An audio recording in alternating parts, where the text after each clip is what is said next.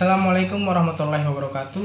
Perkenalkan, nama saya Fikrianur dari Fakultas Syariah Prodi Hukum Tata Negara, Lokal 3 semester 2. Pada kesempatan kali ini saya akan memberikan sedikit informasi mengenai awal mula terbentuknya filsafat hukum dan juga fungsi filsafat hukum, yang mana tugas kali ini saya tujukan untuk memenuhi ujian akhir semester dari dosen pengampu Dr. Haja Siti Aisyah, SPD SHMM MH. Langsung saja kepada materi.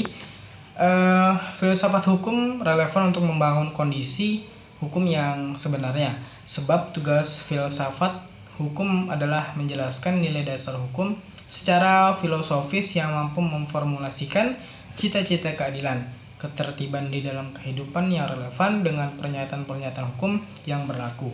Bahkan secara radikal dengan tekanan hasrat manusia melalui paradigma hukum baru guna memenuhi perkembangan hukum pada suatu masa dan tempat tertentu. Mengenai fungsi filsafat hukum sendiri, Rosopon menyatakan bahwa ahli filsafat berupaya untuk memecahkan persoalan tentang gagasan untuk menciptakan suatu hukum yang sempurna yang harus berdiri teguh selama-lamanya. Kemudian membuktikan kepada umat manusia bahwa hukum yang telah selesai ditetapkan kekuasaannya tidak dipersoalkan lagi.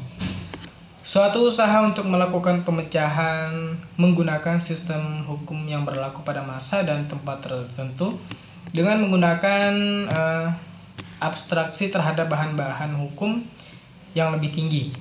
Filsafat hukum memberikan uraian yang rasional mengenai hukum sebagai upaya untuk memenuhi perkembangan hukum secara universal untuk menjamin kelangsungan di masa depan. Filsafat hukum memegang peranan penting dalam kegiatan penalaran dan penelaahan asas dan dasar etik dan pengawasan sosial, yang juga berkaitan dengan tujuan-tujuan masyarakat, masalah-masalah hak asasi, dan yang terakhir kodrat alam. Filsafat hukum berasal dari pemikiran Yunani, yakni kaum Homer sampai kaum Stoa sebagai peletak dasarnya. Adapun dasar-dasar utama filosofi hukum timbul dan berkembang dalam negara kota polis di Yunani. Keadaan ini merupakan hasil dari perpaduan antara kondisi polis dan perenungan bangsa Yunani. Renungan dan penjabaran ini kembali nilai-nilai dasar tujuan hukum, sistem pemerintahan, peraturan-peraturan, kekuasaan absolut mendorong mereka untuk memikirkan masalah hukum.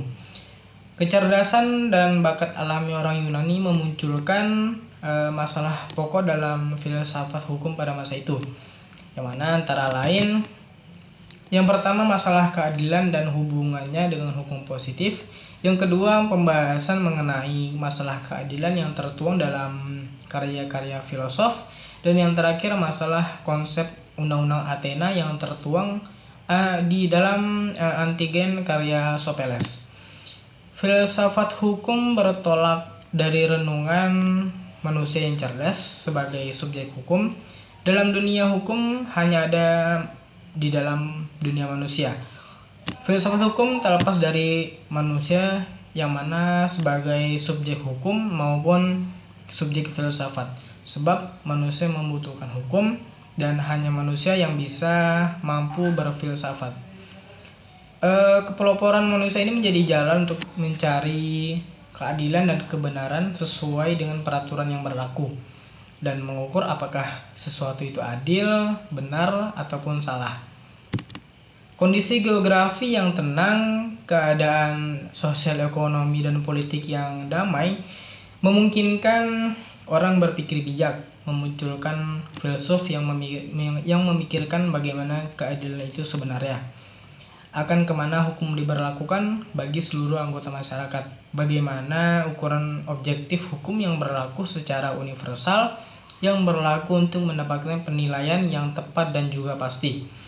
Perkembangan filsafat hukum di Romawi tidak sepesat di Yunani, karena filosof tidak hanya memikirkan bagaimana ketertiban harus berlaku, tetapi juga karena wilayah Romawi yang sangat luas serta persoalan yang dihadapi cukup rumit, ujar Theo Huybers. Untuk membangun kondisi ini diperlukan pemikiran yang mendalam. Apakah keadilan, di mana letak keadilan, serta juga bagaimana membangun keadilan itu. Keadilan dibentuk oleh pemikiran yang benar, dilakukan secara adil dan jujur, serta bertanggung jawab atas tindakan yang dilakukan. Rasa keadilan dan hukum harus ditegakkan berdasarkan hukum positif untuk menegakkan keadilan dan hukum sesuai dengan realitas masyarakat yang menghendaki tercapainya masyarakat yang aman dan damai. Keadilan harus dibangun sesuai dengan cita hukum dalam negara hukum, bukan negara kekuasaan. Hukum berfungsi sebagai perlindungan kepentingan manusia. Penegakan hukum juga harus memperhatikan 4 unsur. Yang pertama, kepentingan hukum, yang kedua, kemanfaatan hukum, dan yang ketiga, keadilan hukum, dan yang terakhir, jaminan hukum.